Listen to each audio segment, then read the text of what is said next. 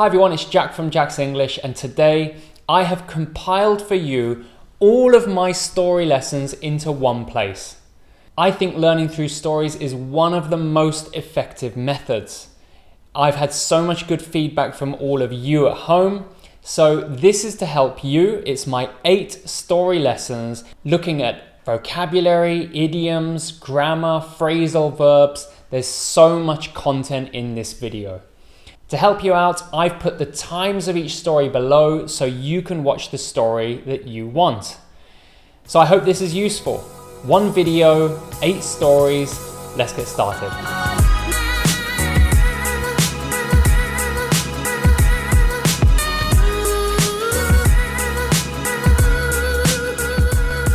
I think one of the best ways to learn English is in context, through stories. So you actually hear how the idiom or vocabulary or whatever it is used in real life. So in today's story, I'm going to tell you about a time that I bought a second-hand TV. And you will learn 10 idioms through this story. So without further ado, let's get started. Recently, I wanted to buy a TV. But as you know, TVs cost an arm and a leg. Well, I needed to go to the market anyway to pick up some eggs. So I decided to kill 2 birds with 1 stone and take a look at the second-hand TVs while I'm there. When I arrived, I saw a wonderful Sony flat-screen TV. When this TV came out, it was the best thing since sliced bread. The seller of the TV looked really miserable. But I approached him and I said, I don't want to beat around the bush. I like your TV and I want to buy it. The seller suddenly brightened up and looked really friendly. So I guess you can't judge a book by its cover. He said, I'll give it to you for £100. This was way too expensive, so we started negotiating. We kept negotiating and negotiating until I was at the end of my tether. I said, £50, take it or leave it, the ball's in your court. And he reluctantly agreed. I guess we were both stubborn in this situation. After all, it takes 2 to tango. We finally agreed on the price and I took my TV home. I always tried to get the best deal because of something my grandmother always said. Look after the pennies and the pounds will look after themselves. This is something I always try to live by. So after a long day of negotiating, I watched my new TV and happily hit the sack. Okay, that's everything. That's my story with 10 idioms put in there. So these are obviously used very naturally. So I hope from the context of the story, you will understand them and be able to use them yourself.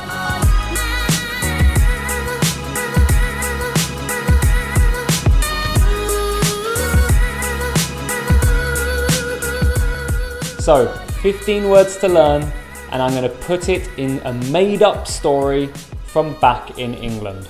Let's get straight into my British story. This story happened a few years ago near my house in England. I was sitting in my local cafe, having a nice cuppa, when a strange bloke came in. He looked dodgy. He was wearing dirty, tattered clothing and an old baseball cap.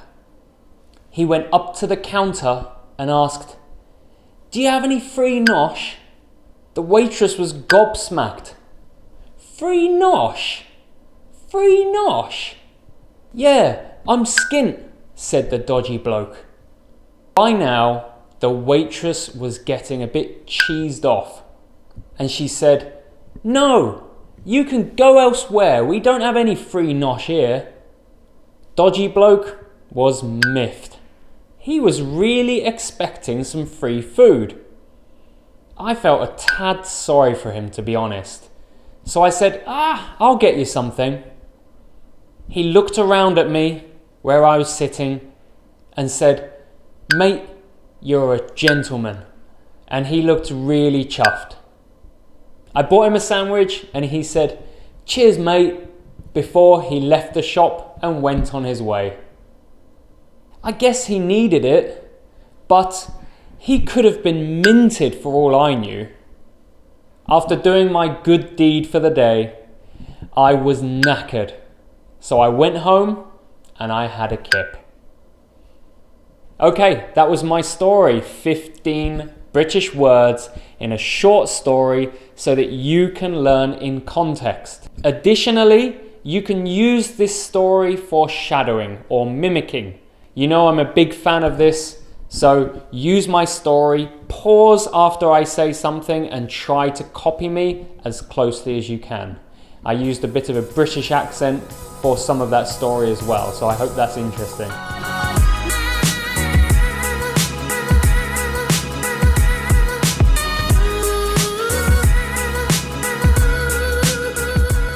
Today we are back to learning British words through a story, and today's story is all about my town's festival.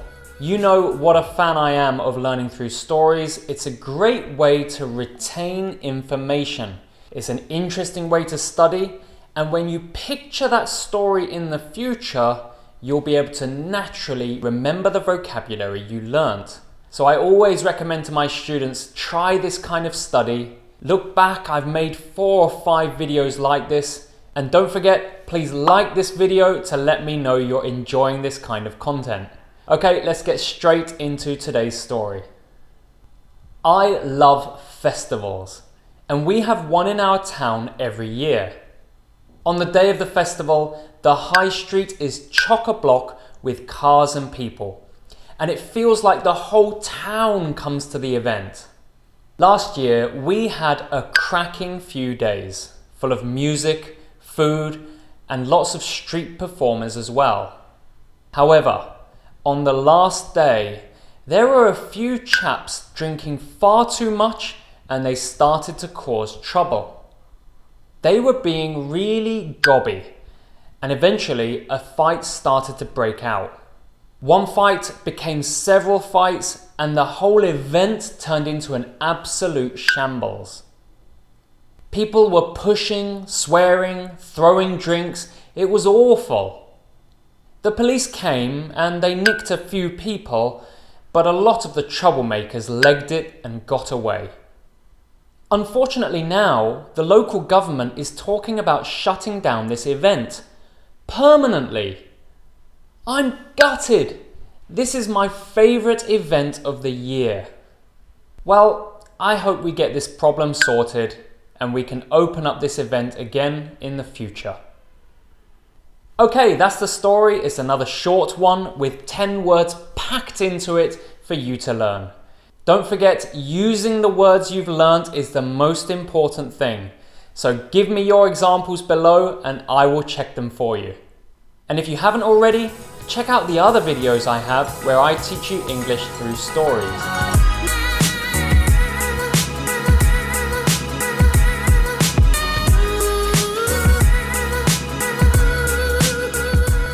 Have you ever heard of an extreme adjective? This is an adjective that has the same meaning as very adjective. So let me give you a couple of examples. Boiling is very hot.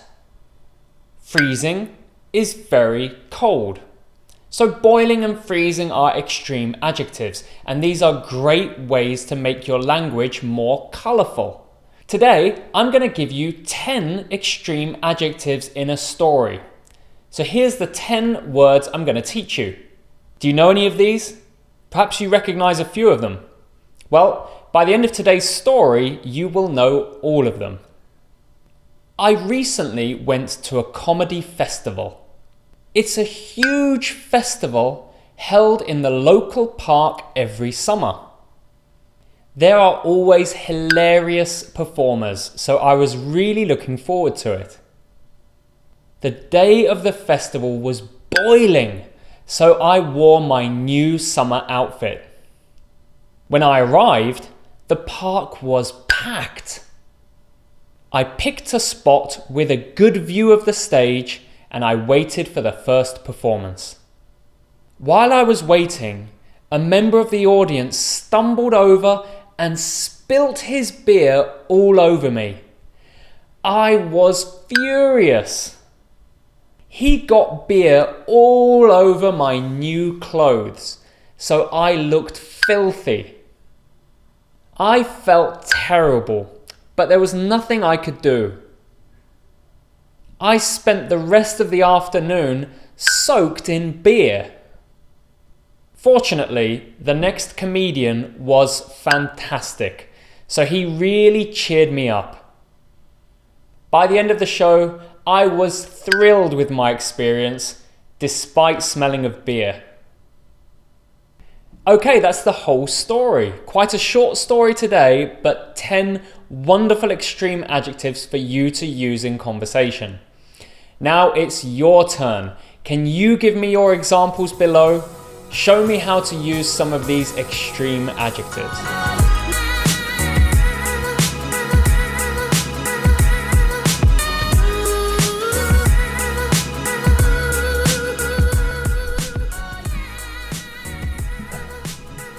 So here I am in my new office. I hope you like it.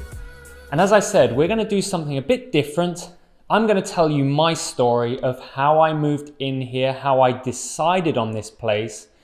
And along the way, I'm going to teach you 15 phrasal verbs in context.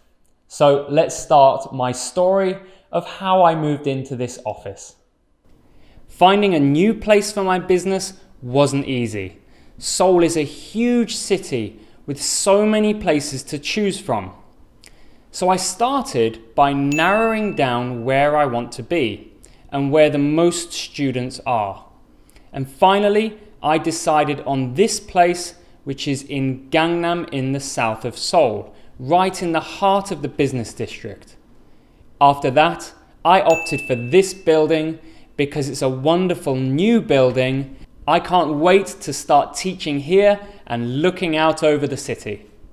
On moving day, I had to wake up so early. It was 5:30 in the morning.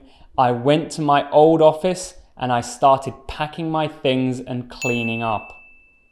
At 8 o'clock, the moving company came and met me, picked up all of my things, and then helped me move to my new office here. I think I decided upon the right place. It's in the middle of Seoul and new students can drop by very easily.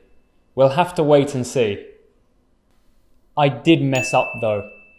I had a wonderful big table in my old office, 2.5 meters long, but it was too big to fit in the lift. So I had to throw it away. I felt so bad. So as you can see now, no table. I'm going to have to lay out more money for a new table for this office. Now, I don't want to get carried away, but I think this new office is going to be perfect for shooting videos. In fact, I'm after some new lights so that I can set up a new studio. So I'm really excited about doing new projects in a new environment. Well, I hope you enjoyed my short tour of the new office. If you're nearby my office, why don't you drop in and say hello? Perhaps we can hang out and take in the wonderful view of Seoul. Thanks so much for watching today's lesson. That was 15 really common phrasal verbs in context, and I hope you can use them in the future as well.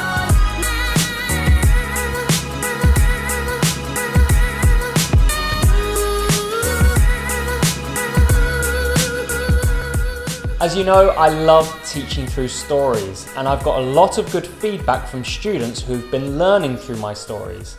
As always, I recommend that you write down what you learned today, the different phrasal verbs and the meanings, and try to learn them within the context of my story.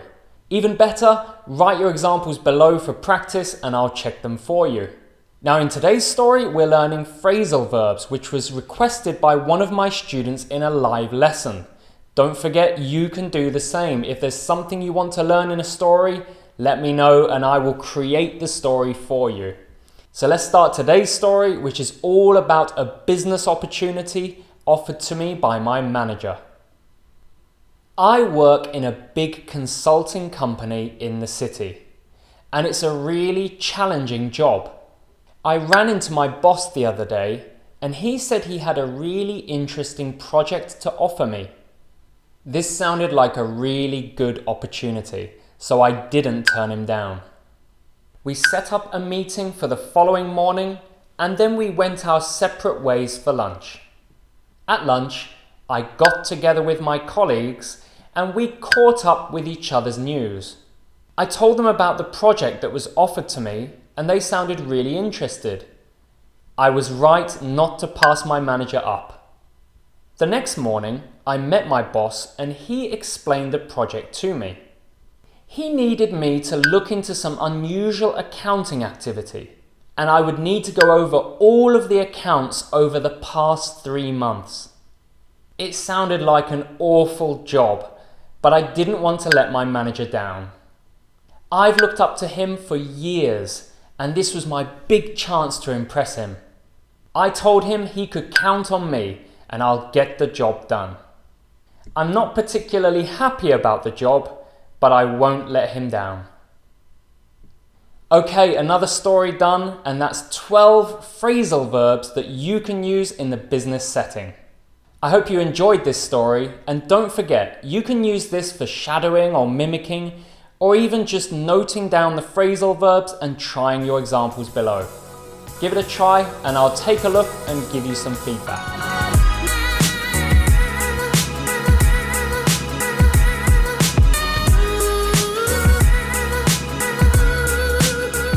Today's focus is phrasal verbs, particularly phrasal verbs that you can use on vacation. Phrasal verbs are so useful and so commonly used. I always tell my students, try to learn the phrasal verbs to use in your speaking because it's very often used more than the actual vocabulary that they replace. For example, I'm much more likely to use set off instead of depart. I very rarely say depart in speaking. So today's phrasal verbs are fantastic to add to your spoken English. Try to memorize them and most importantly, use them in your next conversation. Let's get into today's story, which is about my recent summer holiday. Last week, I went on a trip to a wonderful resort on the coast. I set off early in the morning and my friends saw me off at the airport. I got on the plane around 6 a.m. and I settled in for the journey. The plane took off at the scheduled time and I drifted off for a while. Flying always makes me sleepy. When I woke up, I could see the sea out of the aeroplane window, so I knew we were getting close. The plane touched down, I left the airport, and then I hailed a taxi to go to my hotel. I checked into my hotel around lunchtime. I had the afternoon free, so I decided to look around the area. It was a beautiful, peaceful area, so I knew I would be able to switch off for a few days.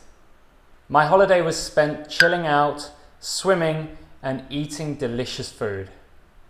It was exactly what I needed. Once I got back to my home airport, my friend picked me up and took me back home. I had a perfect trip, but it was time to get back to work. Okay, there you have it. So that's 12 phrasal verbs in a very short story.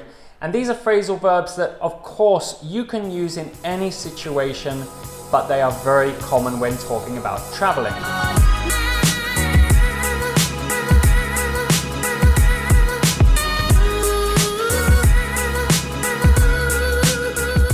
Today's English Through Stories is focused on narrative tenses. Now, what are narrative tenses? These are tenses we use to tell stories. So examples are past simple, past continuous, past perfect. All of these grammar tenses are going to be used in today's story, and then I will explain how to use them and how you can use them in your stories. So let's start with the story first, and then we'll get into analysing the grammar. I always walk home after work along the same busy street. Yesterday, I was walking home when I suddenly saw a car crash. A sports car was pulling out of a side street when it was hit by a truck. I was stunned, but I quickly took out my phone and dialed the emergency services. They were on their way immediately, and they arrived within 5 minutes. While the ambulance crew were dealing with the injured, the police were closing off the road and clearing it up. By the time the injured were taken to hospital, the police had already cleaned up the road. I walked over and spoke to one of the policemen. He said the road was notorious for car crashes, so he was used to cleaning up this part of the road. Personally, I hope that the City Council deal with this road as soon as possible before anyone else gets injured. So that's my story, only a short one today, and now I want to break down or analyze the narrative tenses that I used. The first example I want to talk about is the following sentence. I was walking home when I suddenly saw a car accident. This is a great example of the past continuous. Using the past continuous here shows that seeing the car accident was unexpected. With this use of past continuous, we show that we have our normal life action, in this case I was walking home, and then something interrupts us. The thing that interrupts us is unexpected. This is a great way to start a story where you're talking about an accident. I used this structure once more in the story. A sports car was pulling out of a side street when it was hit by a truck. Again, the sports car was doing something on purpose. It was pulling out of the side street, but the unexpected action, hit by a truck, interrupted its action. Another typical example could be, I was having a picnic in the park when it started raining. As I said, this is a very useful grammar tense. Using past continuous for unexpected events are a great way to start stories about accidents. Another example I want to talk about is the following sentence. While the ambulance crew were dealing with the injured, the police were closing the road and cleaning up. In this sentence, you can see 3 uses of the past continuous. Why is this? We can stack up past continuous several times in a sentence to show that actions were happening at exactly the same time. It's called simultaneous actions. Again, this is another powerful structure you can use in your stories. While I was cooking dinner, my wife was preparing the table ready to eat. Next, I want to talk about the following sentence. By the time the injured were taken to hospital, the police had already cleaned up the road. This is the past perfect. A lot of my students are a bit confused by the past perfect, but the simple way to think is the past of the past. By using past perfect, we show that one action finished before a past action or time. In this case, I've said that the injured were taken to hospital. Before that, the police finished their action, which was cleaning up the road. So the past perfect shows that one action was finished by the time another one happened. I'll give you another example. When I got home last night, my dog had already fallen asleep. This shows that when I arrived, the action of falling asleep, my dog's action, was already finished. So when I came into the house, he was already sleeping. The final narrative tense I want to deal with is just the past simple, but there's an interesting use in my story. Look at the following sentence. They were used to clearing up that part of the road. They were used to clearing. Used to verbing means it is something they are accustomed to. This is just the past simple in my story, but it's a very useful structure to say that you are accustomed to doing something. I can also use it in the present tense. For example, I'm used to living in a noisy city because I live in Seoul. This means I'm accustomed to living in a noisy city. That's because I live here in Seoul and it is a noisy city. Okay, great. That's everything I have for you today. I hope you enjoyed this look at the narrative tenses. Don't forget, if you have any questions or if you want to try your own examples, show me below and I'll take a look and give you some feedback. This is a very important lesson for those doing IELTS. Narrative tenses are so important to get right. I hope you enjoyed today's lesson. If you did, give me that like. I really appreciate it. And I look forward to seeing you soon. Have a great week. Bye-bye.